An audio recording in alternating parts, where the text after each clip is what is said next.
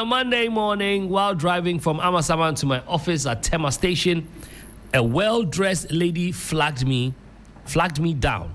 I hesitated at first, but as a youth leader in my church, my compassion rooted in my faith won out, so I stopped to hear her out. Okay.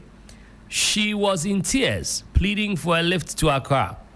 After asking her a few questions, I let her into my car. We chatted amicably until we reached Circle, where she said she'd get out. That's when things took a shocking turn. The moment I stopped, she began crying hysterically and acting erratically. That would be strange, man. That would be me punching somebody in the face. Like she was unhinged. She tore her top and scratched her face with her long nails. And within moments, a crowd surrounded my car. To my disbelief, she started screaming that I was an Uber driver who had taken her money in an envelope and refused to return it. Wow. What baffles me is how she knew I had a significant amount of money in the car, office funds I was carrying. Wow. Before I could explain, someone in the crowd slapped me and I didn't even see it coming. The situation escalated quickly and I ended up in the hospital, battered from the ordeal. This experience has left me deeply shaken. It's numbed my empathy and made me wary of helping others. I don't know how to move past this. How can I regain my trust and sensitivity? I want the old me. Okay. By the way, my wife introduced your show to me, and it's been incredible. Thank you. Thank you, wifey. The wives are always the best. And this is a message I received, and we decided to share with you guys. Someone picked somebody. They got to her destination, said she was going to drop at Circle, and they get there. She's supposed to get down, and she starts acting funny, tearing her clothes and scratching her own face and shouting, "Ole, ole, ewi. Well, Papa Uber driver, no, wajimi sika, envelope ni one person de mama me. And I make Charlie, the blow you go chop for your mouth, no." And it went on and on and on and on. And people, mob justice. People came around, started beating the guy. Now, the reason why I decided to bring this on is because a very big personality in Ghana shared a similar ordeal with me. And he said, to date, he's traumatized when people shout, like people, because he said that the way they beat him, This is somebody that's known by everyone. Like, he's contributed immensely to our music industry. Right. And he shared this story with me, and he said, Charlie Tree, I was with a friend, 2 other people, and a lady. And when we walked past some guys, they started touching the girl. So he stepped in to say, why are people behaving like that, blah, blah, blah. And one of the guys wanted to show strength. So he had his gun on him. So he flagged the gun. That's where the boy started shouting, "Oh, we armed robbers, we armed robbers." Wow. And he said, at first he was chill because he was thinking, people will know it's me, so let me just relax. But he realized the way people were running towards them, he had to run. So he started running, him and the rest of the guys. They tried to stop a taxi driver. The driver stops. He sits in, and I think the people tried to smash the windscreen of the driver. And obviously, he's a taxi driver, Charlie. He said, no, I can't. And then the driver also saw the gun. So he believed that, these are maybe the Charlie truly, they could be armed robbers. The driver even left them, ran away, and left them left the car. And he said the way they started beating him. Right. This person I'm talking about, like we all know him. And he said he had to take one guy. So he said to date, when the guy calls him, he sorts him out. Right. He took that guy to said the guy hugged him and was receiving the blows and stones and was telling the people that this is this guy. You guys take your time and watch his face well. Yeah. So mob justice, sometimes, Charlie, we have to be careful. Yeah. So when I saw this, I was like, if this can happen to anybody at any time. The guy is confused.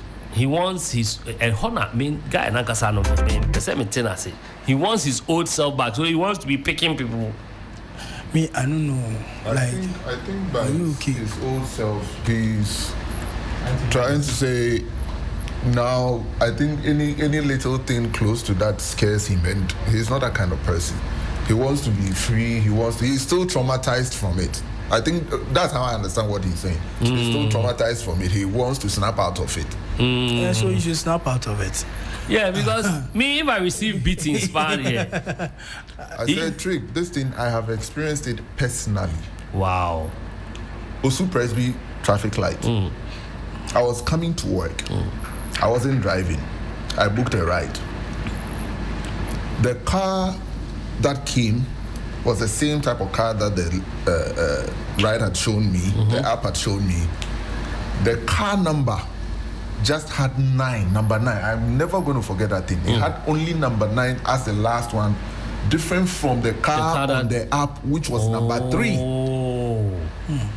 So I stood there, this car came. The moment the car came in, I opened the back seat to sit in. Then this man said, hey, close the door. And then we are come for Anna. So I was like, no, this is Reggie. I showed him my phone. This is Reggie. I booked a ride. Then this guy started shouting, Kronfo.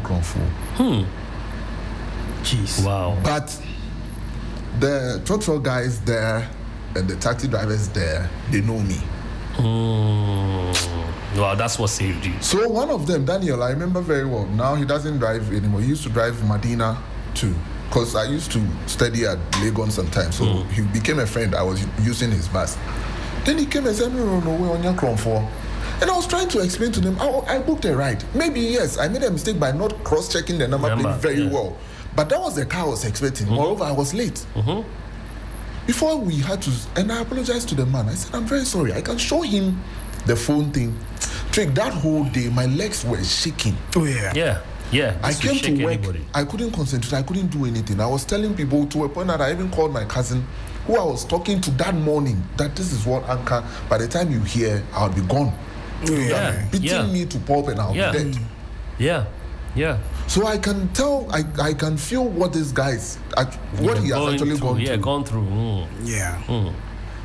That's, I mean, when I read this story, it just reminded me of 2 occasions. Okay. In my life. I mean, in fact, there are 3. If anybody lived in my hood back then, that was a quick one. Please, you don't know your hood. I would, my hood, North Kanishi Fadama, Beka Fadama, but you know that. Fadama is not North Kanishi. There's Fadama and there's North Kanishi. North Kanishi last stop. So North Kanishi last stop has a bit. Where is Jane? It's Fadama. It's Fadama. Jane will join us soon. It's Sadiq that is in Fadama. Me, I'm in the estate. All right, let's hear you. So, I mean, there was one time a thief was being chased.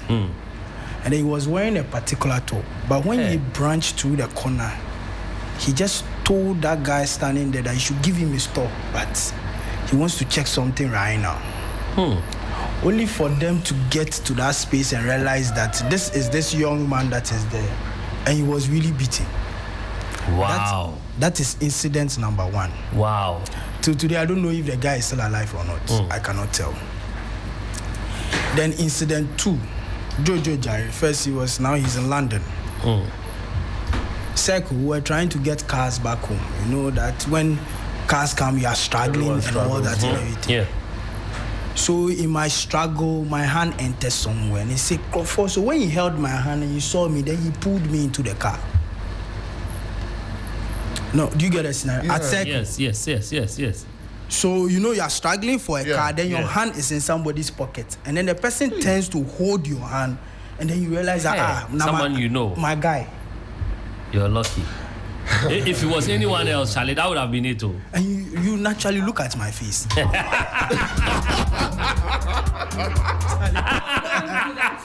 No, see, Jane. Jane. A very honorable man. Hey. Don't do that to Listen, yourself. it's how I used to look.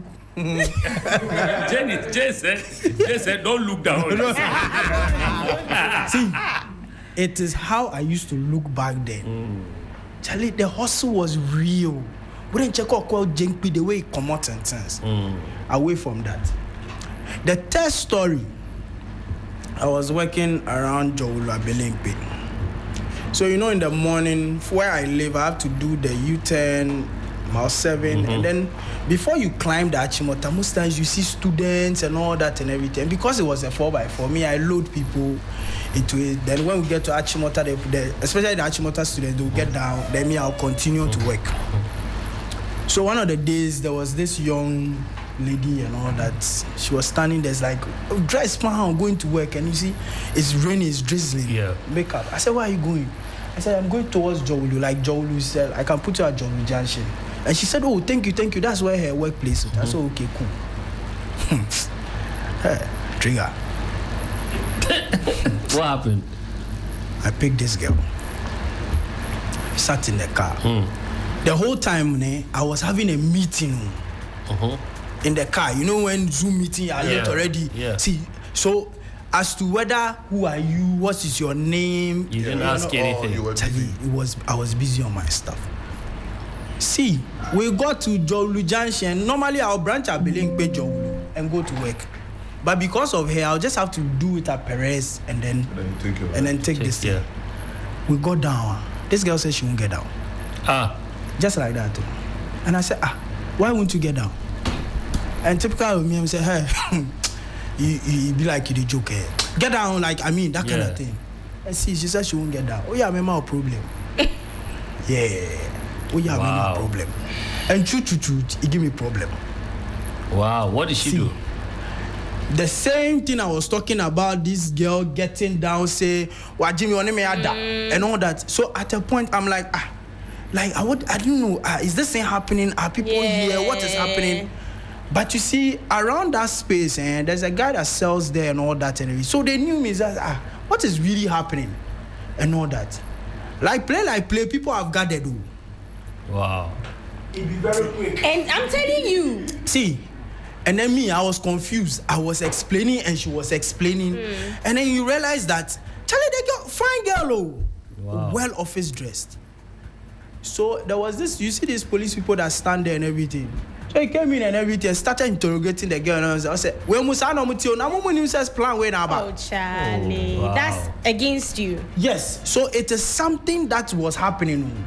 So, so if the guy, unfortunately, it has caught you, it caught me. Oh, Charlie. But it was a plan. It's something that started happening in Ghana at a point. That, like, it was a trick. Like, when you pick somebody, it started with pregnant people. There's somebody who pretend like is pregnant, is in labor.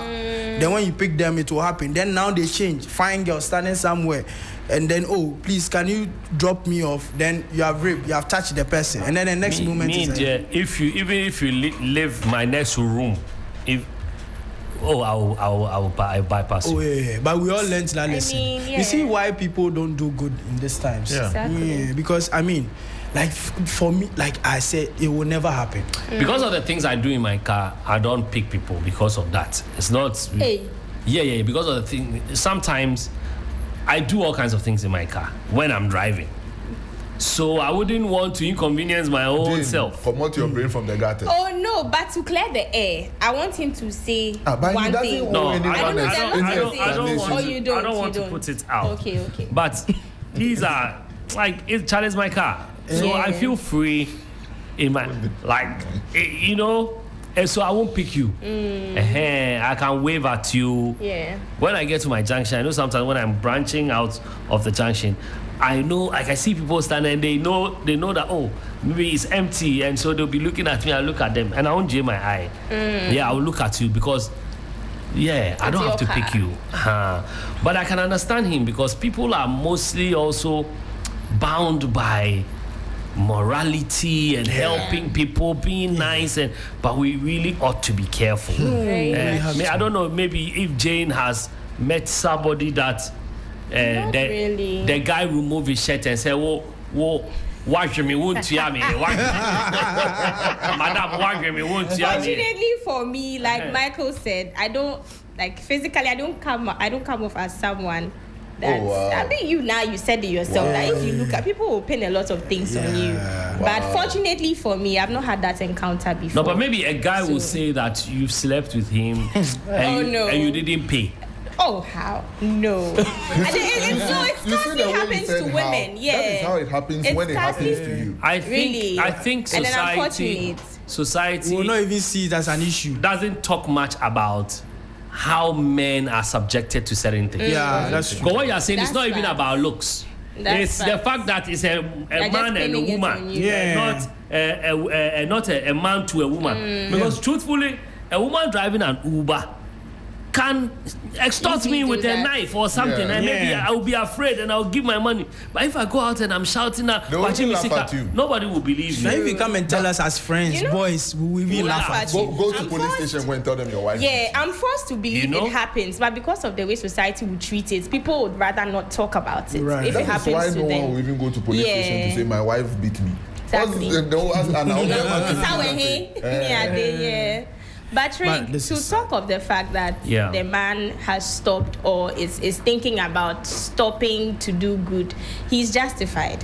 And it doesn't make him less of a good person or a man or a moral person if he says he will stop extending help to people by the roadside. He will stop giving lifts. There are other ways he should stop. Help people. So that's yes, what he should. Okay. If it would traumatize him, he should stop. But there are lots of ways he can help people. I stopped. It doesn't make him less of a good person. Cry, don't pick air. But people are wicked though. Look at the way this person frames this gentleman. It's very unfair. Jane, I'm telling you that if the issue had happened, let's say in the runabout, you know, the DSTV runabout, or somewhere that nobody. They would have killed him. They would have killed him. This Ghana today. I'm telling you, you see, for people are already working frustrated. I'm telling you. So landlord is calling someone, so he gets out and he say, "Kwe Julo no, aye." Oh. You know, that kind of thing. But then security should also look into some of these things. This is a quick one. Just yesterday, this same issue about society seeing certain things when it comes to women and men. Just yesterday, I was reading this story about this man who had spent 17 years in jail because his two daughters accused him of defiling them when they were staying with him. Wow. And the older one, who couldn't live with the guilt now, came to confess. Wow. And was now on her knees, rolling on the floor. It happened in Nigeria. She was begging the father to forgive her. Why? Because family members, aunties and uncles told them they should say that because there was property and the father was going to take it. So they used his own children, and they were just kids, so they also accepted and said it. And the man has gone to jail for 17 years. It was just 3 days ago they released him because the daughter came to confess.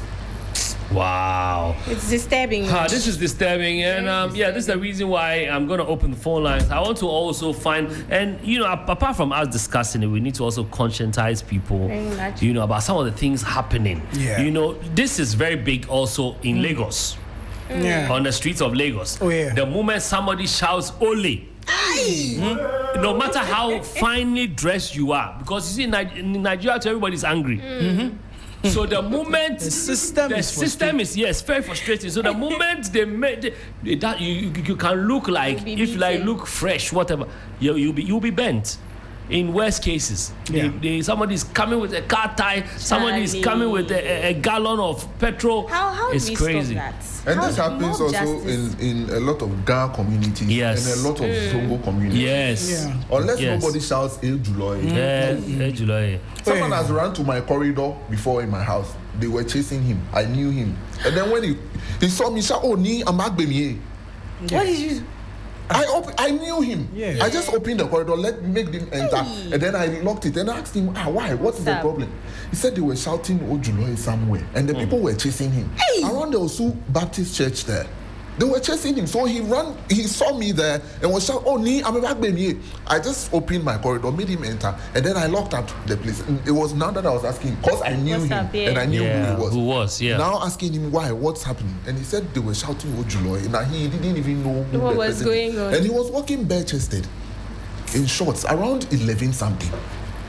Yeah, and the sad thing is, even the police gets caught up in wrong profiling because of looks and all kinds of things. I mean, on the day of the event, it happened to us. Oh, really? Wow. Yes, because I had my cousin pick me up, and he has locks. Oh, and he drives a very nice Mercedes. He picked me up. After that, we were going to buy food from that place. Yeah. It was the barrier. The guys insisted that they have to search all of us. I know that thing. It happened around the Shell. But me, sometimes I can be very funny. I didn't get down. I said, but unless you shoot. I didn't get, because I was tired. Yeah. And I was tired. And I said, if you have any reason, you come and search. But I won't get down. Because sometimes they also plant things in the car. You have to also be. So I think they could identify you as Trigmatic. One did, finally. And then now they want to be nice. Can you and imagine? I told my cousin, hey, because sometimes it's wrong profile. Yeah. You meet somebody. I know that the law gives room for you to, if you suspect anything. You can go ahead. But you have to be careful in profiling people. You talk to them, ask them a few questions. Psychologically, and you will know. Some of these police officers, if they were also not wearing uniform, they also would. They'll be suspects. Yes. Some of them, if they are not in that their uniform and you see them, and anybody tells you he's a policeman, you won't believe it. But he thinks more for whatever it is that they will do. It's true. But I mean, they've stopped me and asked me, do you have ammunition on you? or weapons of mass destruction? Weapons of mass destruction. Yeah. Okay, at this point, I'm going to open the phone lines. We want to hear from you. 0559242717, 0556910154. Let's not forget that the most important part of this story is that he wants to know if he should still continue doing good or not. He wants his old self back because he's a nice person. So, let's open the phone lines. Line 2 has a call on. Hello. Hello, Trick. Yes, sir. How are you doing? We are great. And yourself? I'm good. Greetings to the ABAAN3K Crew. Thank you. Myself, Jane and Reggie. Yes, thank you. First of all, I have to take it on a sliding note. Okay. What actually do you do in the car that I don't want to give to you? I told you. Please clarify. If you don't take care, I'll petition you.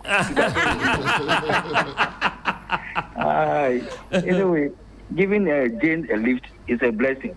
Because Jane will never behave that way. I mean, he will be proud I gave Jane a lift. I will never advise the guy to give any lift to anybody. Yeah.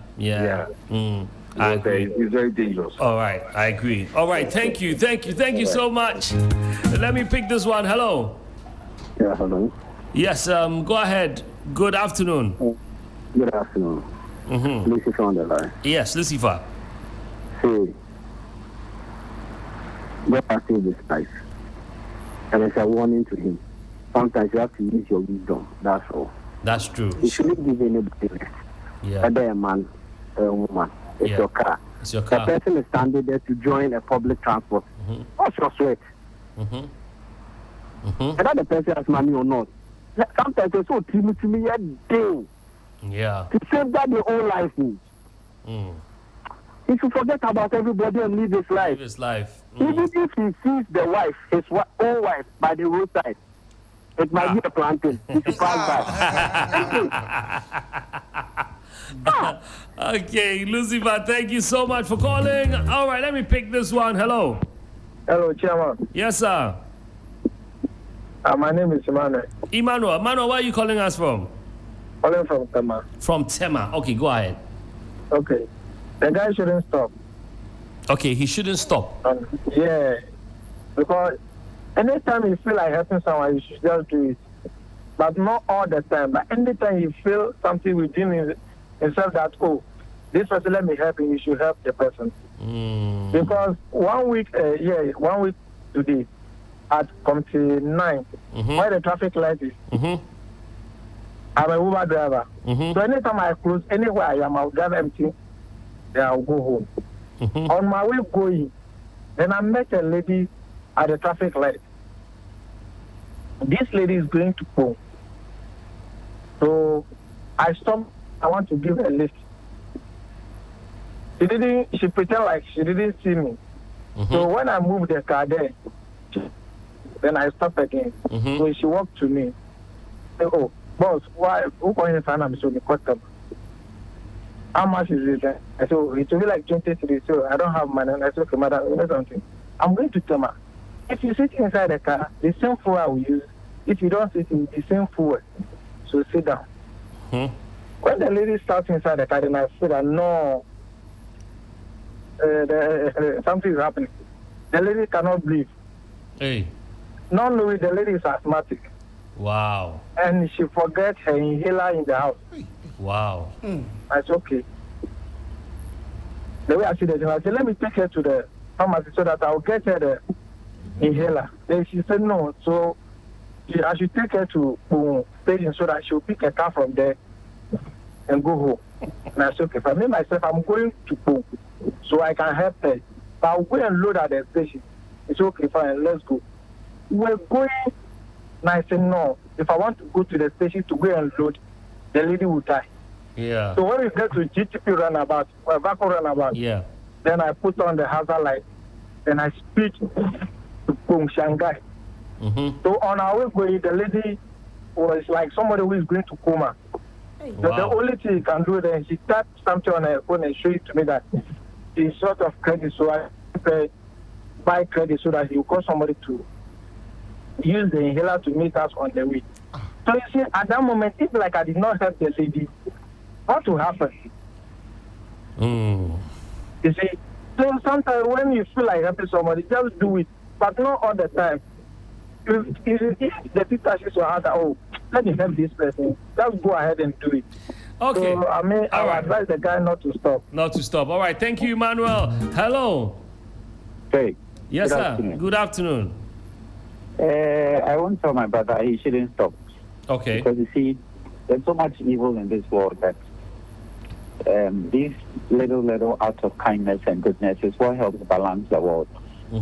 Myself, one time I was driving from Sufum. You know when the Amasa mine in Salom stretch was very, very bad. Not now that they seem to have made it very better. When it was extremely bad.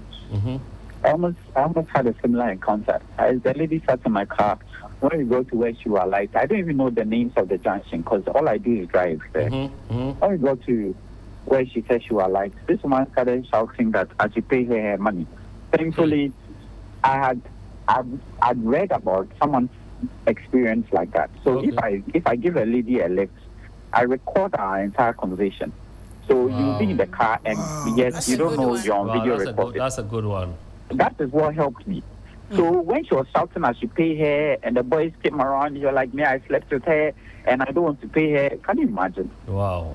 I just gave them my phone. They went through it. The way they beat the woman, I was rather begging on their behalf. Wow. So we just have to be smart about these things. But we shouldn't stop doing good, even when it repays us with bad. Okay. Because the world needs help. The world needs help. Thank you so much. Hello. Yeah, hello? Yes, sir. Hey, Achilles. Achilles, yes, go ahead. Hello? Hello? Yes, I can hear you. I said that you should stop. The guy should stop helping people. Oh, I'm telling you. Okay.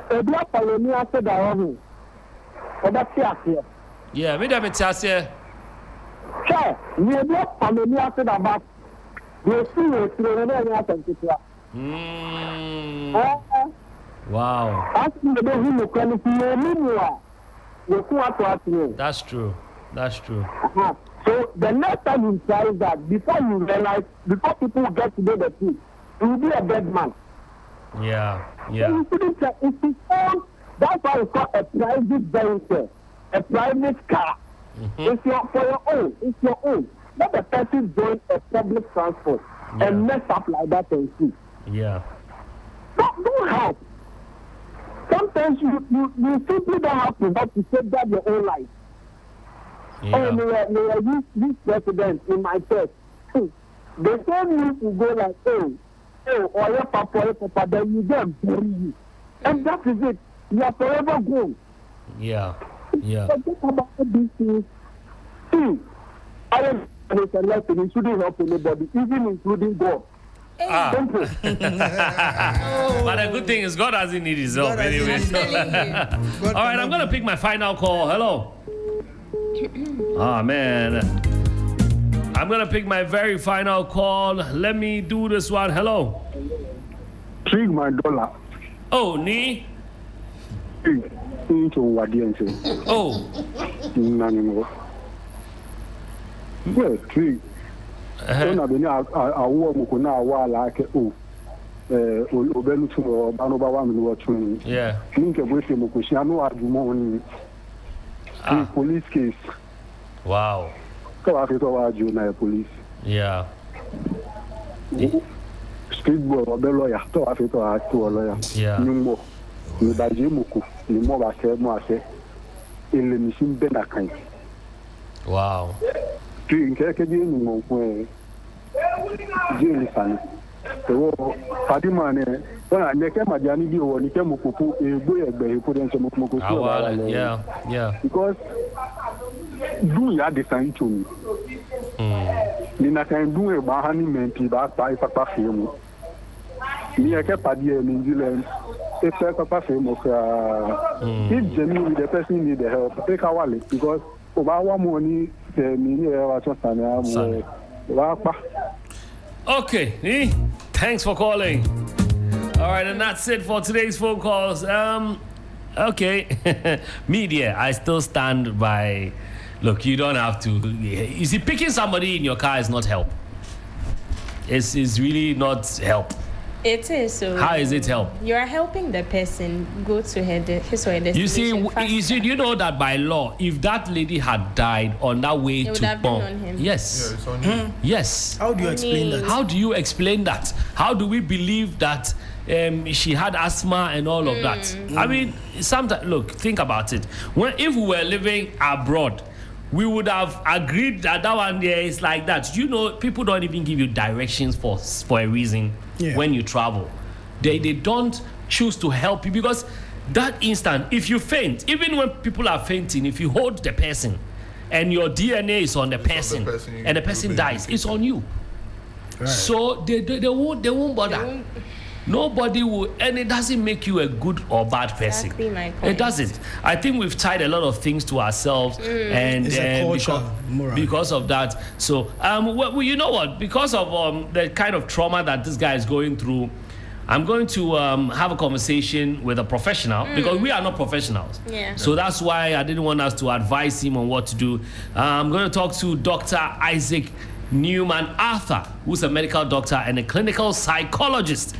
We will have that conversation with him right now. Good afternoon, Doc. Yeah, good afternoon. Doc, how are you doing this afternoon?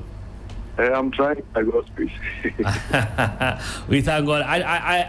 We're talking about a man who has been accused of something. Eventually, he got beaten up, and the story is done and over with.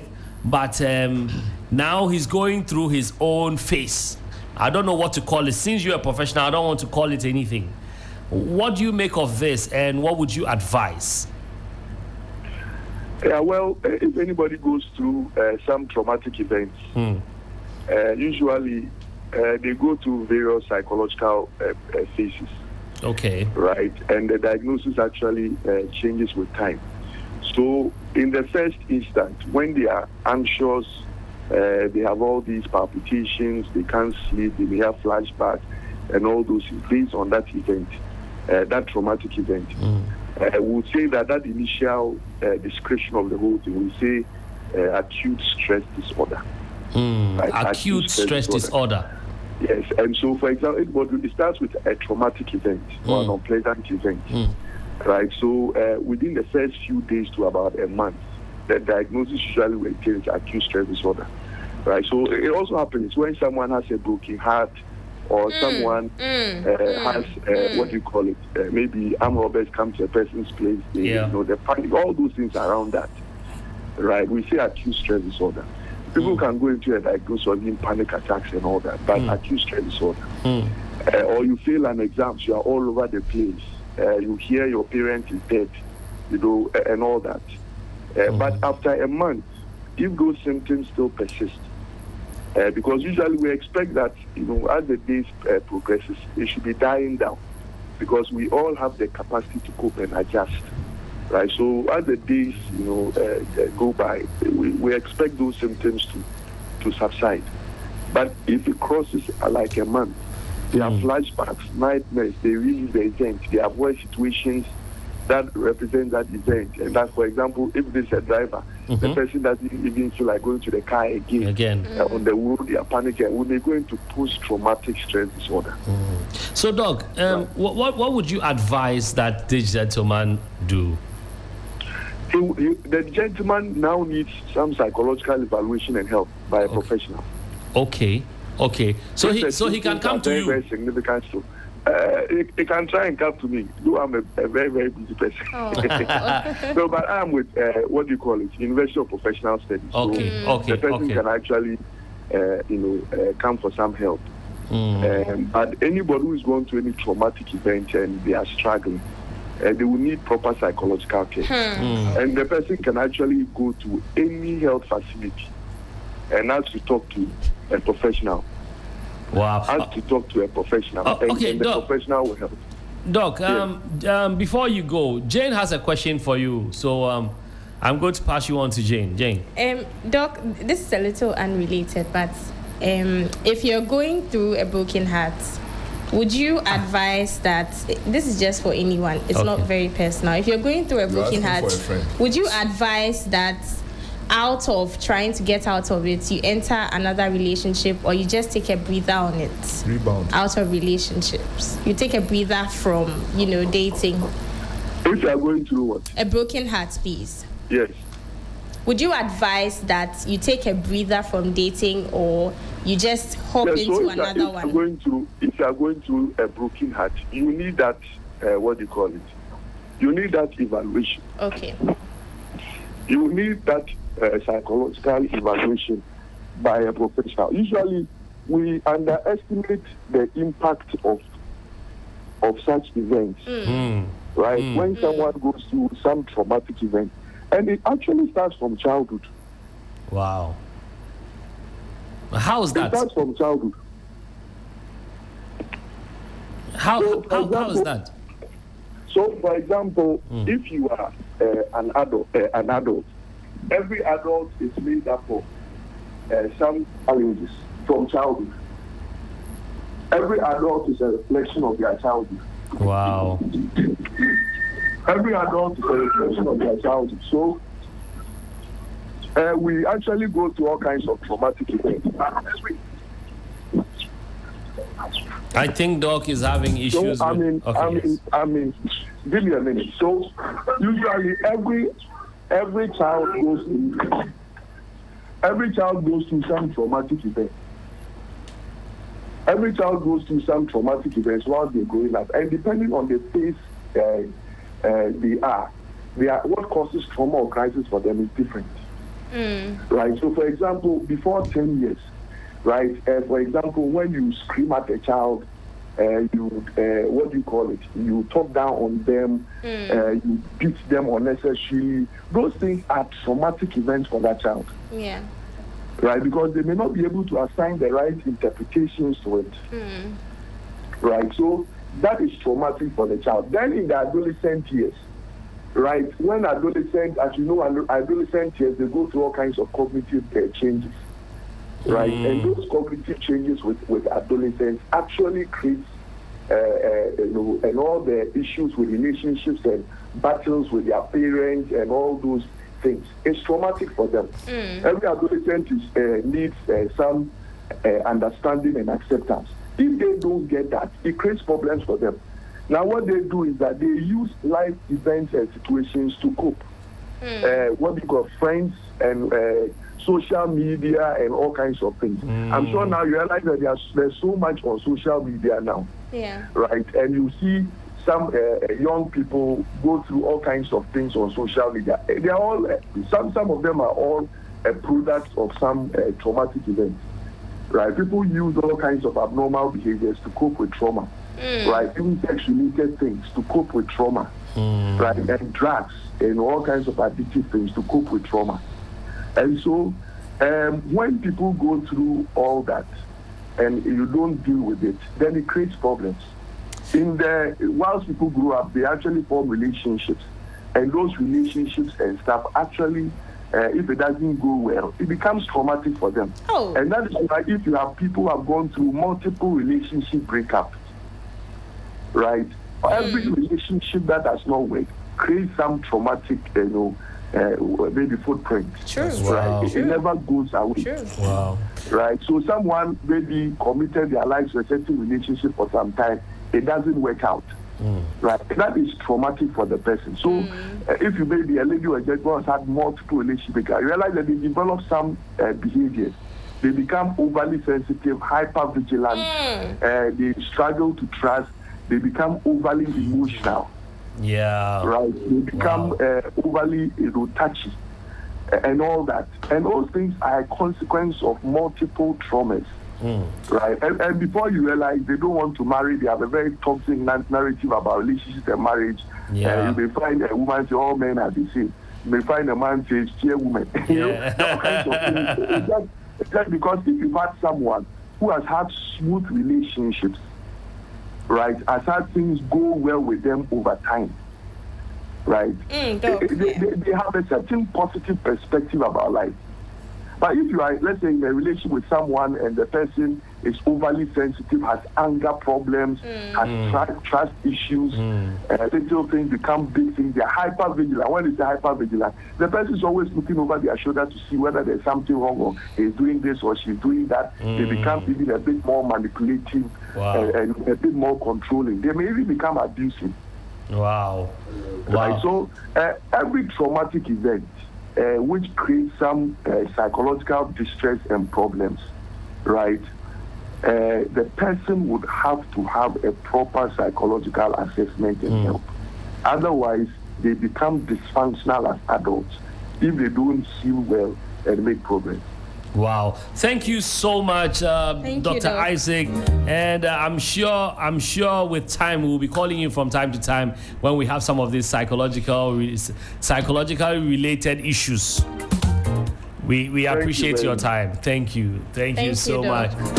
So Doc is advising that he seeks professional assessment. Yeah. Doc, I realize that he's a very professional man. Very much. He didn't want to give any remedies or no, nothing like that, no suggestions.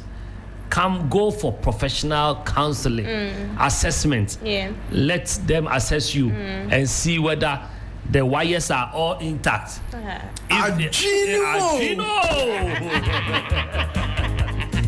But that was a good one. Yeah, I think that was a very good one. Thank you so much. I mean, Jane has benefited from this thing. I'm going to take Doc's number and see. You need it. Jane, why were you doing this? What is this? Clark it.